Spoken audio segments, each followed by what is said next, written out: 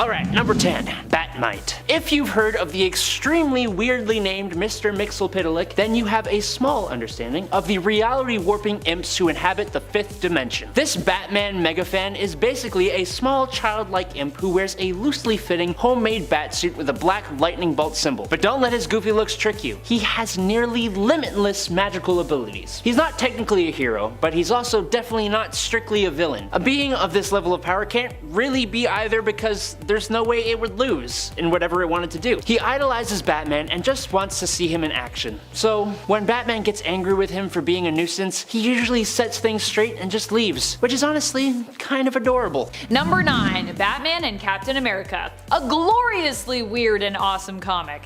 This DC multiversal story also happens to be a DC Marvel crossover issue featuring Batman, his sidekick Robin, and Captain America and his sidekick Bucky. Both Cap and Batman end up joining together and then swapping sidekicks. Their villains also seem to have a team up as Red Skull and Joker come together, but this is also the famous issue that Joker insists that Red Skull is too evil even for him.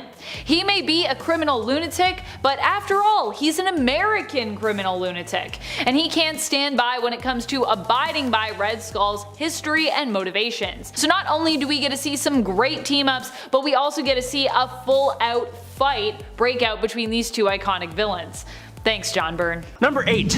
Prez Rickard, a teenager born to literally become president. He was the youngest president ever elected thanks to the lower eligibility age in his comic book, Prez #1 in 1973. As the young president, he fought legless vampires, a right-wing militia led by the descendants of George Washington, and evil chess players. His powers include advanced hand-to-hand combat, leadership, political science, and a healthy dash of charisma. His mother, Martha, another DC Martha mom, was his vice president, with his sister becoming his secretary and his Native American friend Eagle Free being appointed as head of the Federal Bureau of Investigation. Honestly, a pretty strange character, but also super inspiring, especially for younger readers, I'm guessing. Number 7. Danny the Street. Yeah, no, I think this is the wildest concept for a hero I have ever heard of. In case you didn't clue in, or for that matter, actually didn't believe it, Danny the Street is a living sentient street who can teleport to any city in the world. He was first introduced in Doom Patrol Volume 2, number 35 in 1990, and his main purpose and drive in this world is to bring happiness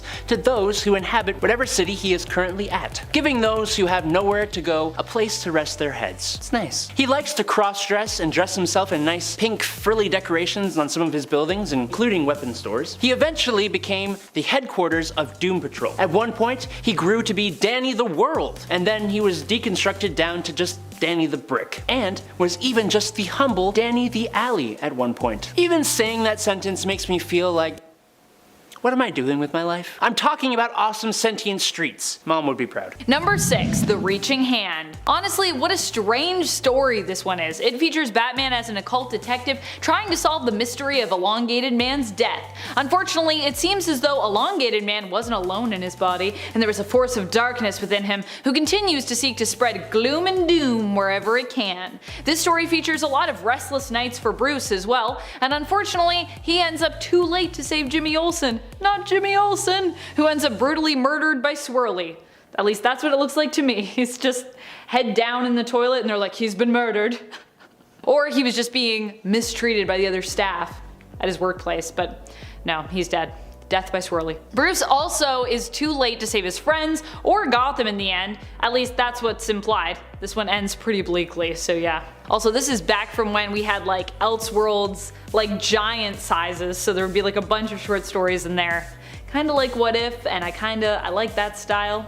More stories though than What If, because those are normally 2. Sometimes only 1. Number 5. Flex Mentallo. I mentioned the Doom Patrol in the last video, but we didn't actually talk about any of their members. We honestly should. One member, who I think deserves to make it onto this list, is Flex Mentallo. Flex here has the mysterious and hilarious power of muscle mystery, which allows him to alter reality by flexing different muscles. For example, flexing his scalenus minimus, Flex has the ability to survive in the vacuum of space for an extended amount of time. His other powers include enhanced senses, mind control, precognition, reality alteration, superhuman durability, superhuman strength, and telepathy. He is a close friend of Danny the Street, who was also in the last video, and his reviews on Google note him to be sweet and helpful. He first appeared in Doom Patrol in Volume 2, number 35 in 1990, and I think my favorite piece of art is the one with the title of Hero of the Beach, with someone in the background going, it's Flex Mentallo. Number 4. Yankee Poodle. I think I could effectively choose any one of the characters from the animal universe of Earthsea for this point. But of all the characters a part of the zoo crew, Ali Cadabra, Captain Carrot, Little Cheese, none really make me say, what? Quite like Yankee Poodle. Gossip journalist Rova Barkett, an anthropomorphic poodle, see what I did there? Would moonlight as Yankee Poodle, a superhero with the powers of magnetic manipulation that for some reason allowed her to shoot semi-solidified electromagnetic blue-colored stars with her right hand, push things away, and generate red and white stripes with her left hand in order to bring things to her. I don't know. If she put these powers together though, she can generate highly destructive magnoblasts. But for me, the best use of her power is she could travel by forming a ramp of stripes in front of her while propelling herself along it by shooting stars behind her. No, I didn't make any of that up. Just so we're clear on that. Number 3. Brotherhood of the Bat. Have you ever wondered to yourself what the DC universe would be like if every member of the League of Assassins was dressed up and also weirdly happened to resemble Batman? No? Me neither. But too bad, because we get to know what that would be like in this Elseworld story. I mean, not even too bad, it's kind of really great in a weird way. Brotherhood of the Bat takes place in a post-apocalyptic future where Ra's al Ghul decides that the League of Assassins, they need some new costumes. New Bat-themed costumes that all very much resemble alternative takes on Batman's outfits. Also, check out some of the notes on Ra's al Ghul's design sketches here. That is honestly my favorite part of this story. Just seeing all these, like there's like little notes in red. It's like, is this cape too much? You can never have too much cape, just so you know. Just so you know, Raish, no such thing. Number 2. Liesl Pon. The Green Lantern Corps, actually every Lantern Corps really, has members of all different shapes and sizes. But what utterly baffles me personally is knowing the Green Lanterns have a super intelligent, justice-seeking smallpox virus on their roster. Assigned to Section 119, Liesl wasn't really able to join the other Lanterns in team meetings on the Green Lantern world, for the same reason your boss asks you to stay home if you've got a cold. The Green Lanterns aren't trying to get sick, really. Liesl Pon's partner in Sector 119 was Remus. Because Remus was a fatal victim of Despotellus, who is also a sentient virus, but part of the Yellow Lantern Corps, so evil. Despotellus infected Guy Gardner, and wanting revenge for the attack on her sector and the loss of Remus, Liesl Pon entered into Guy, and the two battled with Liesl Pon, defeating the virus and capturing Despotellus, who Liesl brought back to Oa, the Green Lantern Corps Dr. Saranik Natu to work on a vaccine for. Number 1. KFC. Okay, it's weird enough that we have Colonel Sanders in the mainline continuity, but after his adversary Colonel Sanders takes the memory of all but the second of KFC's 11 herbs and spices from Sanders' brain, he is visited by Colonel Arla Sanders of Earth 11, who relays some information. 1. Apparently, every Colonel Sanders variant in the multiverse is close with the Flash of that universe, which is weird. Number 2. She remembers a different herb and or spice from the recipe, meaning every alternate Colonel will remember a different herb or spice, which is weirder. And number 3, with the help of her Flash and her cosmic treadmill, they're going across the multiverse to form the multiversal team of Colonel Sanders, which is the weirdest part. There's Colonel Gaslight,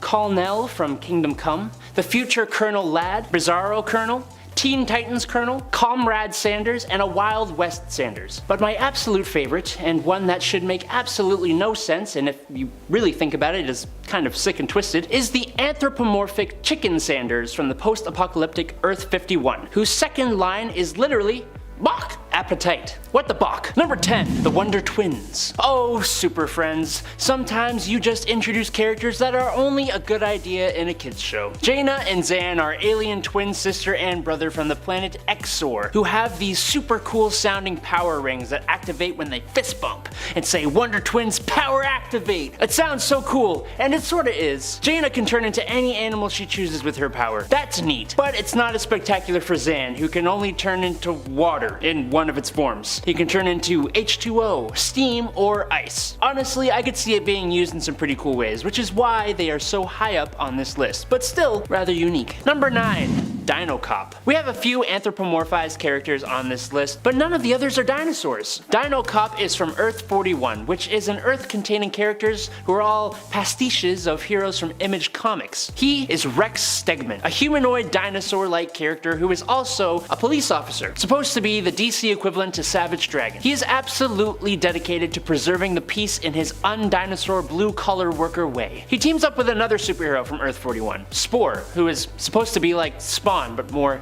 planty. I don't think his powers really matter too much when we talk about the weirdness of this character, but they are super strength. That's kind of it. He has increased stamina and is kind of pretty intelligent, but you know, nothing super. I think a dinosaur man hybrid police officer is weird enough to make this list on his own, so there you go. Number 8. The Superman Monster. Frankenstein, but make it Superman. There are lots of retellings of classic tales when we look into the realm of Elseworlds, and the story of Frankenstein is not one that is left untouched.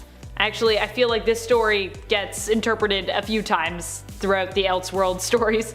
I feel like I've seen at least 3 different versions of Frankenstein retold in Elseworlds. I still have yet to see Dr. Seuss retellings though in the world of DC, which are some classic kids tales that do eke their way surprisingly into Marvel at times.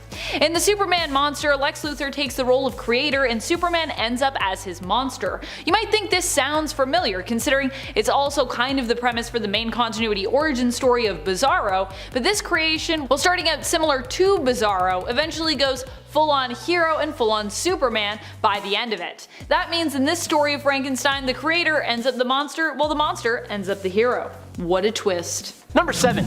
Uncle Sam, the spirit of America, bound to a talisman created by the founding fathers in an occult ritual, who would take physical form by merging with a dying patriot. And he needs you and your money. Pretty please. He lives as long as America does and has taken part in every American conflict. He was the Minuteman in the Revolutionary War. In the Civil War, he split into 2, Johnny Reb and Billy Yank, and in 1870 he officially became the Uncle Sam we all know and recognize. He's fought in World War I and World War II. Unsurprisingly, Uncle Sam's powers are proportionate to the United States' faith in the ideals of liberty and freedom. And that list of powers is long, so of course I will struggle to list them all out for you.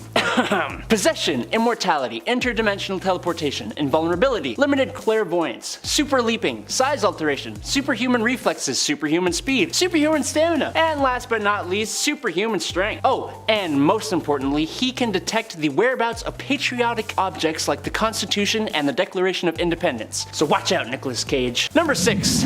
David Dibble. David Dibble dibble-dabbled in some kind of dubious scientific debauchery which decidedly turned him into Dig Dabby. Turned him into Big Baby, otherwise known as Behemoth. Hailing from Earth 8, where there are characters that seem to be DC's parody for Marvel characters. As part of the Retaliators, genius alternate name for the Avengers, Behemoth is basically the Hulk, turning from a scientist into an extremely strong monster. Only the unfortunately named David Dibble, instead of turning into a green savage beast, turns into a giant blue mega baby. While he used to have a dumbed down intelligence when transformed, he has managed to recover his intelligence over time, just like how Marvel's Green Goliath did the same. The baby part of this is probably the strangest part, but it does reflect how Hulk basically acts like a tantruming toddler when he transforms. Number 5. Elseworld's finest, Supergirl/Batgirl. You can't go wrong with a jacked Joker when it comes to weird multiversal stories. Looking real jacked, baby! Elseworld's finest is weird but also kind of cool. It focuses on Barbara Gordon and Kara Zor-El,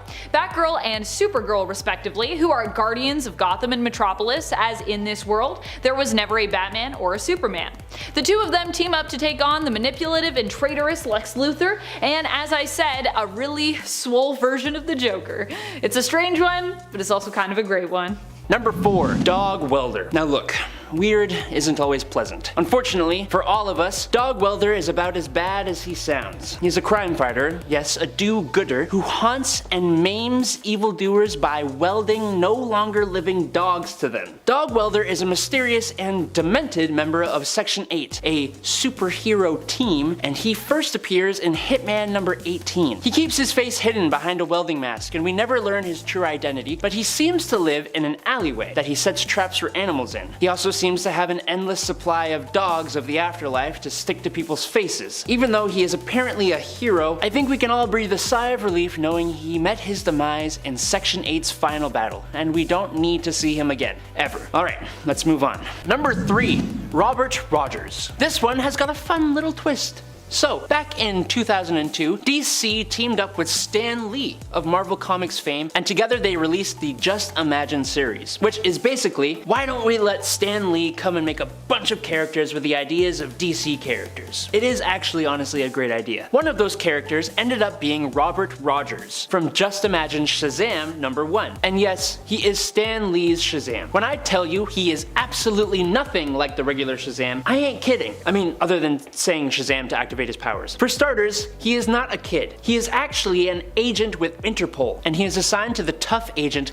Carla Norell, who together go to India to hunt down criminal Gunga Khan. Secondly, he is empowered by the wizard Merlin to hunt down Morgana Le Fay. And finally, when he yells the word Shazam, he transforms into a giant, hairy, red-fanged creature with a necklace of bones. Gosh, I love Stan Lee. Number 2, Batman NOSFERATU. If you want something weird in a sort of horror-based and very artistic way, we've got you. Batman NOSFERATU was actually part of an Elseworlds story series that delve into the German Expressionist period. This story seems to take some inspiration from NOSFERATU and the Cabinet of Dr. Caligari.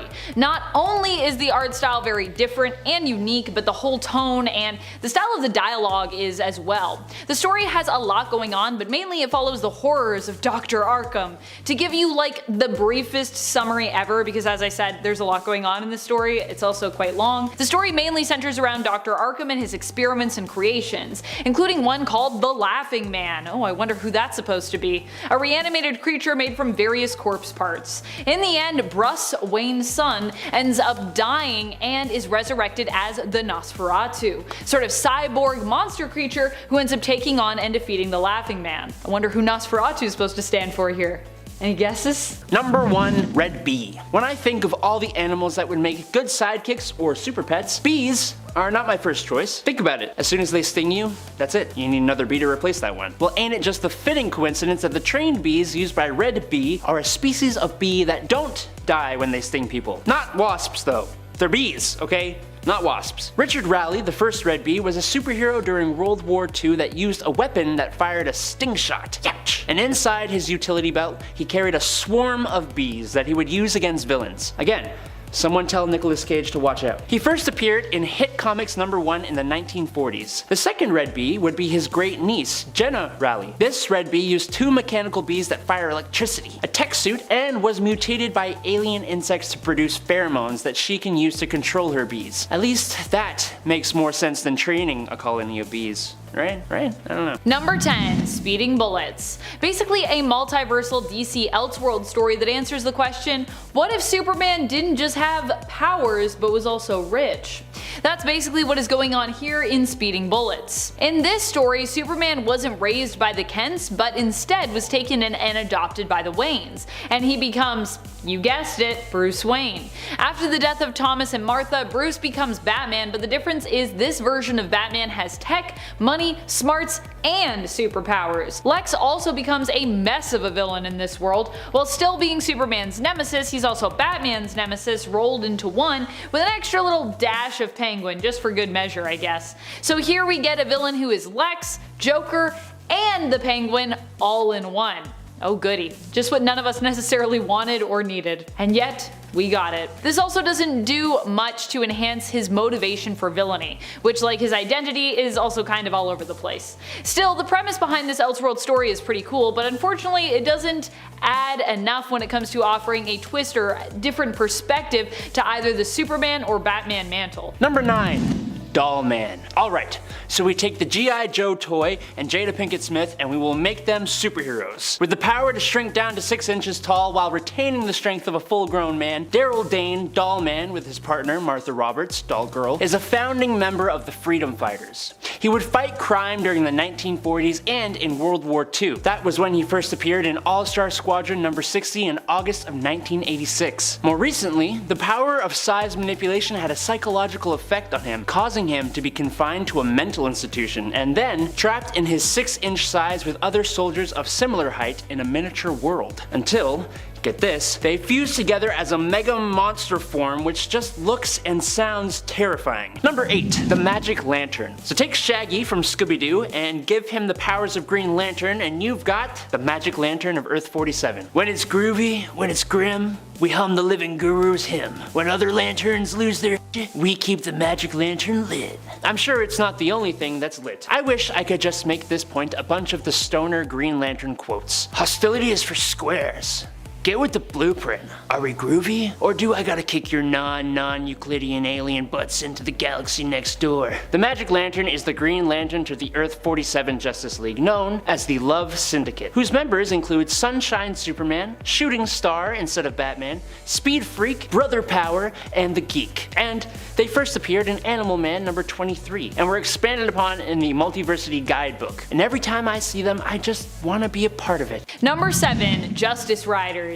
Because it's an inevitability that at some point we have to turn to the Wild West for inspiration when it comes to an Elseworld story. We've gotta go there at some point. And so we have Justice Riders. Justice Riders reimagines the DC universe as existing during the time of the Wild West and adapts the characters to kind of fit their surroundings somewhat.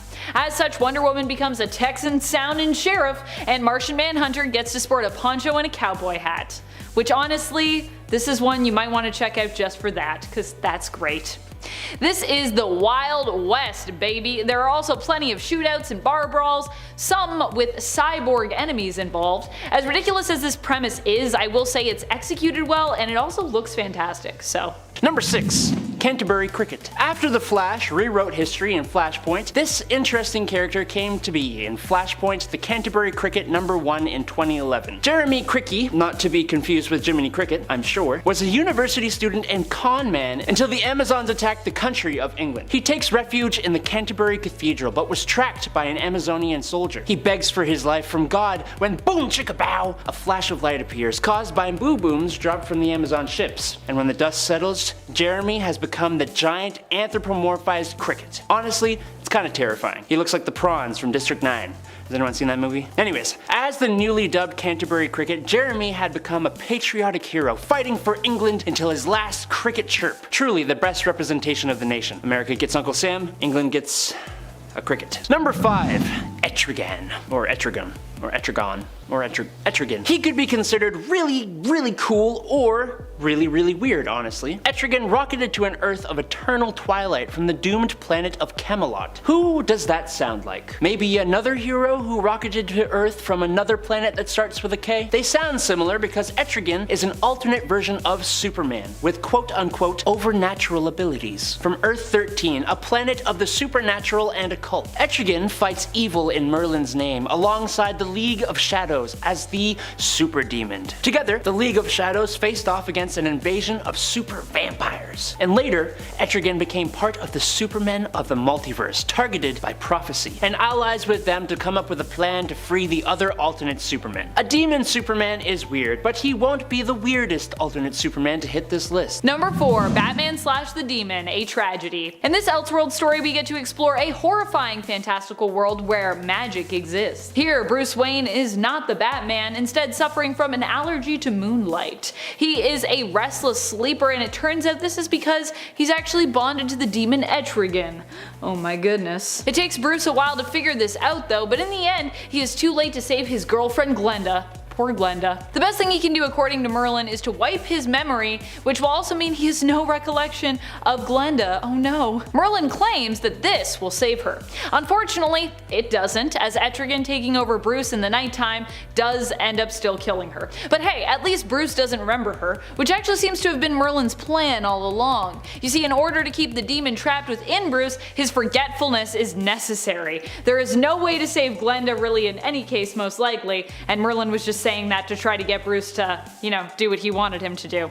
But hey, at least Bruce doesn't remember her, so at least he won't be sad about it. Number 3. Matter Eater Lad. When an alien race has all their food infected by microbes, instead of going extinct, as you might expect, they evolve to be able to eat unlimited amounts of any form of matter to survive instead. Yes, welcome to planet Pepto-Bismol. Oh, sorry, no, just Bismol. Home to Legion of Superheroes member Tenzil Kem, better known as Matter Eater Lad. The 15th member to join the Legion, Matter Eater has an ability you just wouldn't think would be useful. But if you get stuck inside somewhere, I can guarantee you want this guy on your team. He can eat through literally anything due to digestive enzymes. Thanks to how comic books just are, this ability has become more and more useful and in very random ways. For example, Bismolians don't possess any other superpowers really, but the ability to eat tons and tons of anything and digest it in literally seconds apparently translates into food energy that can give them, oh I don't know, super speed for example. Or like when he ate through a whole asteroid in minutes. I just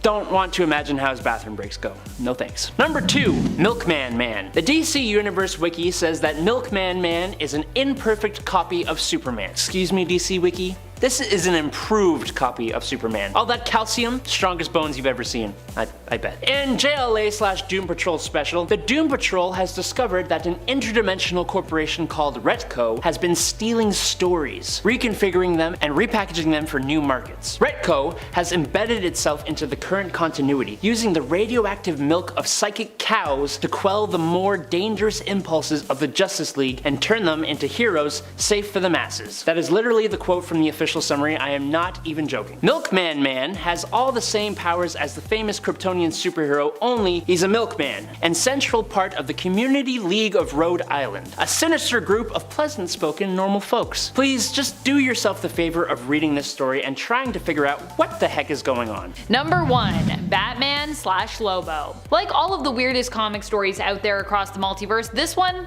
also features Lobo. Here, Joker hires the mercenary to ruin Batman's reputation and then finally kill his nemesis. Lobo sets out dressed as Batman and begins to muck up the streets, killing Batman's villains in gruesome ways to make sure that people know that Batman is no hero. He's like, what, does Batman have a no-kill policy? Pfft, not anymore. Also, the deaths have to be gruesome because this is a Lobo comic after all, so yeah, they're all pretty... There's something. I don't even know if we can show them here. In the end, the Joker is forced to call off Lobo after it's revealed that Batman is actually his long-lost twin brother, Bruce Wayne. You see, Joey and Bruce were apparently separated at a young age. I mean, does it get any weirder than this?